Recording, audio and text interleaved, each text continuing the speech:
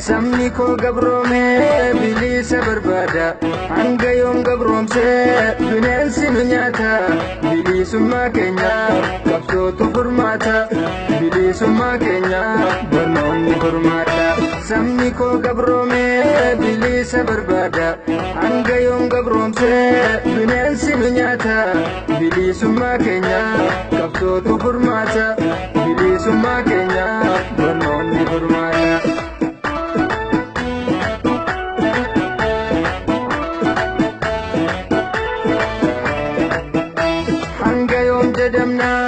Oromoon gabricha silaa hedduu qabna gootaa fi hayyicha tokkummaa jabeessi santu nuuf qoricha waliin qoqqoodina Oromoon tokkicha waliin qoqqoodina Oromoon tokkicha yoomuu ni yaadanna jalan qofaan olee bakka diinni keenya harmee itti qalee dagachuun hin mallee abbichuuf gullallee diinni nuuf diinumaa kamtu kam nuuf caalee nutti deebi'uuf deemaa barkunoo hadhallee.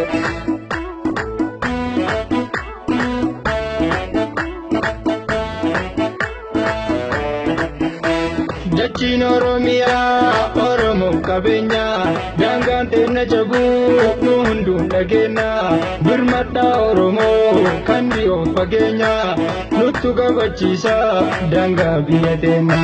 Daangaa Oromiyaa diinaaf hin gurgurru falmi yaa qomooko ilmaan taatee birru daangaa teenya cabsuu diinni nu cunqursaa diinaa harkaan laannu ilmaan baarootumsaa diinaa harkaan laannu ilmaan baarootumsaa.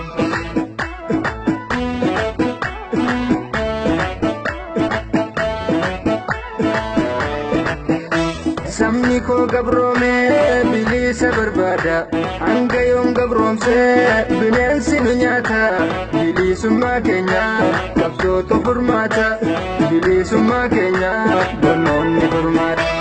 Yoomuu ni yaadanna jalan qofaan olee bakka diinni keenya harmee itti qalee dagachuun hin mallee abbichuuf gullallee diinni nuuf diinumaa kamtu kam nuuf caalee nutti deebi'uuf deemaa barkunoo hadhallee.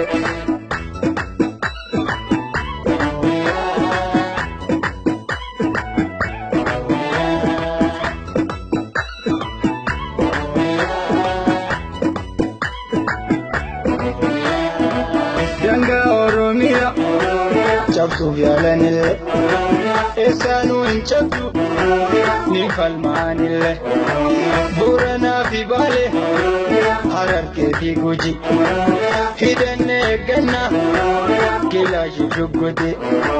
Daangaan Oromiyaa Harariin hin cabdu nuti ilmaan Jaarraa nu ilmaan Eleemoo ilmaan Bakar Waaree nu torbananniya lubbuu wareegamne dhiigaan ni sararra.